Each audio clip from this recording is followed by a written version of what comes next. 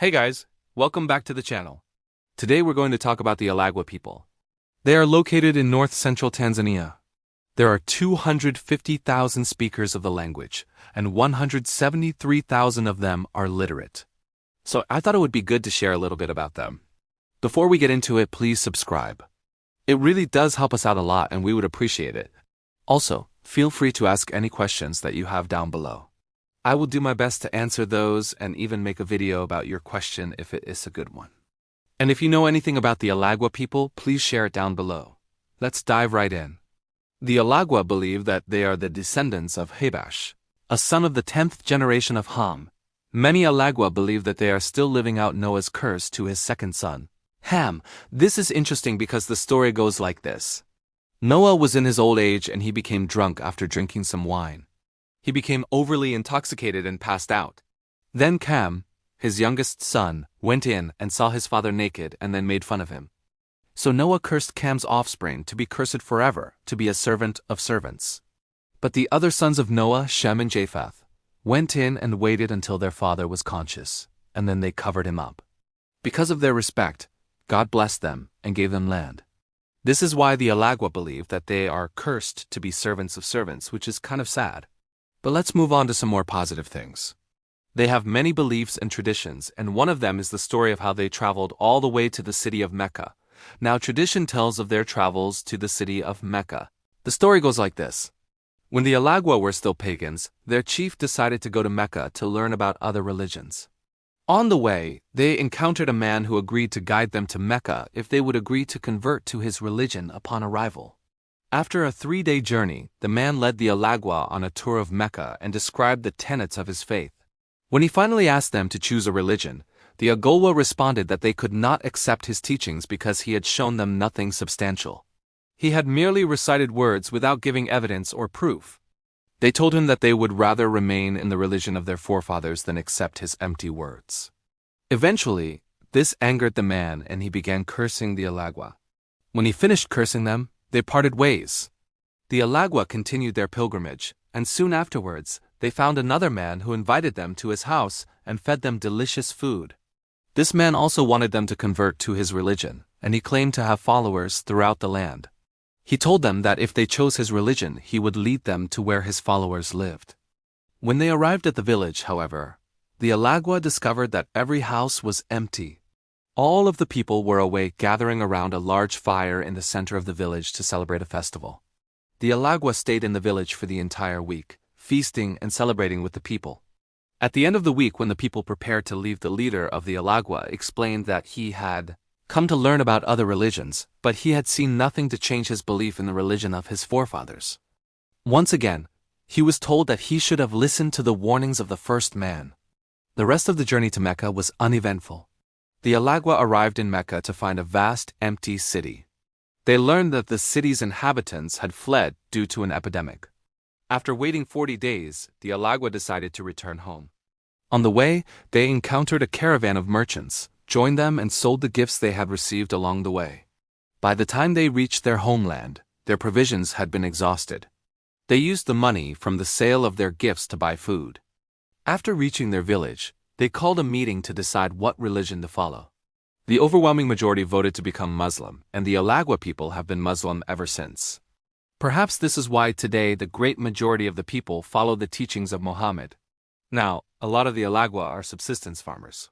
They grow just enough food to feed themselves and their families.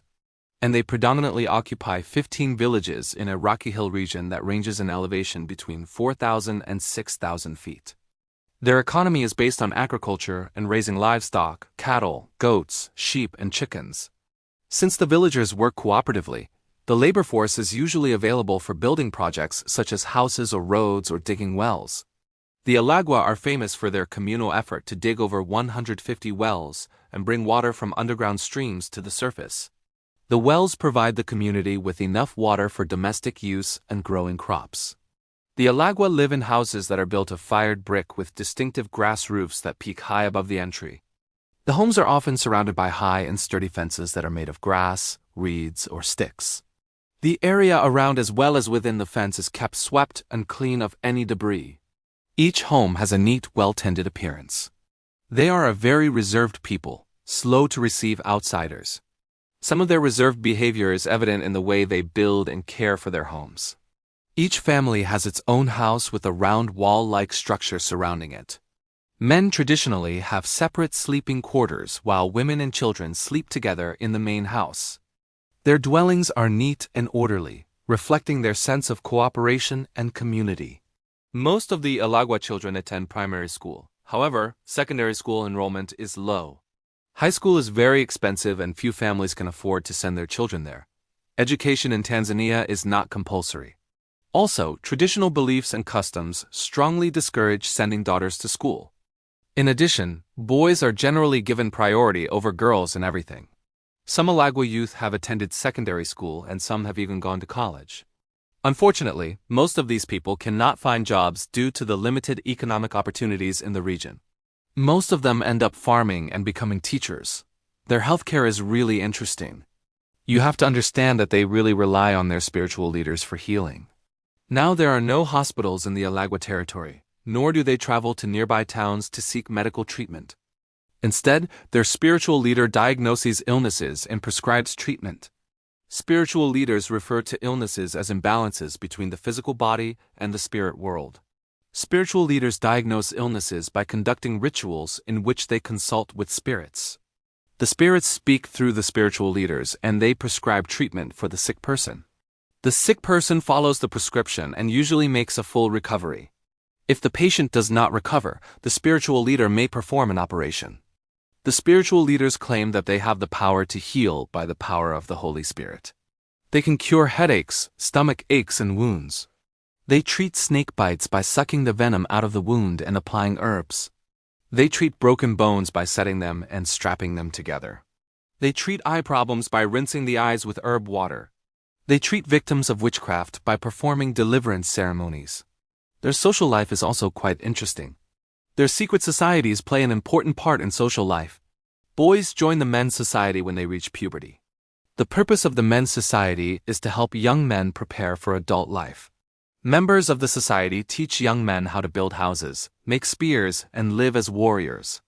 Young men must live in a special camp outside the village while they are learning these skills. Girls who have reached puberty are taken under the wing of the women's society. Women's groups meet regularly to weave and gossip. The women pass down stories, songs, and dances to younger women. And now we're going to talk about their religion. The Alagwa are Sunni Muslims.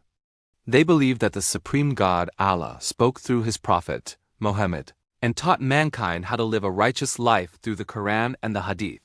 To live a righteous life, you must utter the Shahada, a statement of faith, pray 5 times a day facing Mecca, fast from sunup to sundown during the month of Ramadan, give alms to the poor, and make a pilgrimage to Mecca if you have the means. Muslims are prohibited from drinking alcohol, eating pork, gambling, stealing, slandering, and making idols. They gather for corporate worship on Friday afternoons at a mosque, their place of worship. The 2 main holidays for Sunni Muslims are Eid al-Fitr, the breaking of the monthly fast, and Eid al-Adha, the celebration of Abraham's willingness to sacrifice his son to Allah. Sunni religious practices are staid and simple. So there you have it. That is the Alagwa people.